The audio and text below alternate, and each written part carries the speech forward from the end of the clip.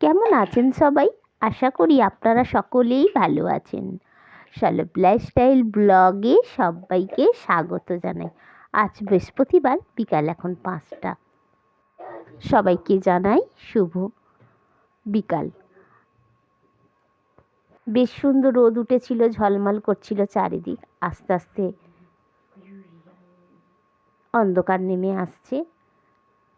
বাড়ির চারিদিকে বেশ সুন্দর গাছপালাগুলো দেখতে বেশ ভালো লাগছে। এখন বিকাল 5টা বাজে। এই দেখুন, সজনা ফুল হয়েছে একটি পাশের বাগানে। গাছটি পুরো সাদা হয়ে দাঁড়িয়ে রয়েছে। কি অপূর্ব সুন্দর দেখতে লাগছে না? চারিদিকে আমের বকুল ধরেছে, গাছে হয়েছে সজনা ফুল। এদিকে দেখছি কাঁঠাল গাছেও ছোট ছোট ফুল এসেছে, কাঁঠাল ধরেছে। গরম পড়ে গেছে হালকা হালকা। এখন 5টা, 5:30 পর্যন্ত বাইরে থাকা যায়। আস্তে আস্তে তো অন্ধকার হচ্ছে। এখন রোদে বেশিক্ষণ থাকা যায় না। খাওয়া দাওয়া সেরে একবার আসি ছাদে, একটু ঘুরে আবার চলে যাই। এখন তার বেশিক্ষণ বসা যাচ্ছে না।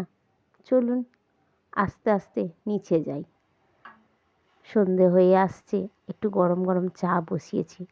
গলাগুলো না ব্যথা করছে। ঠান্ডা গরম এই ওয়েদার, একটু তাই ভাবলাম আদা দিয়ে একটু চা করি, চা খাবো। সকালবেলা একটু র চা বানিয়ে খাই, আর বিকেল হলেই একটু দুধ চা খাই। টুম্পাও এসে গেছে। দুই বন্ধুতে মিলে গল্প করতে করতে আজকে চা খাবো।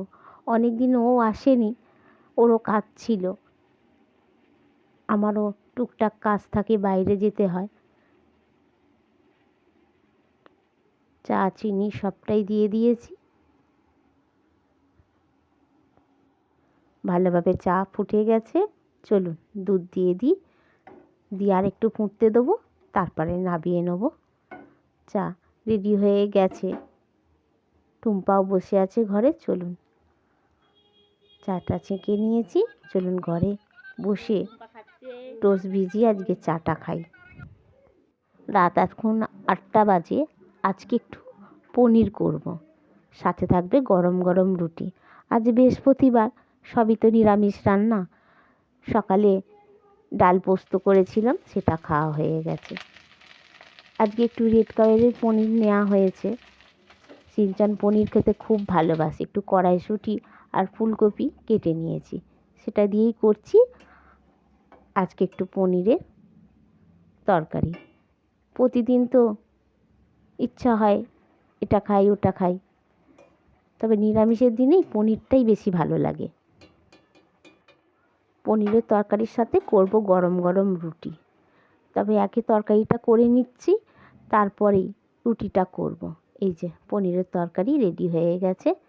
চলুন গরম গরম রুটিটা করে নিই। আমার ব্লগ আপনাদের কেমন লাগছে আমাকে কমেন্টে লিখে জানান। ভালো লাগলে ছোট্ট একটা লাইক দিন।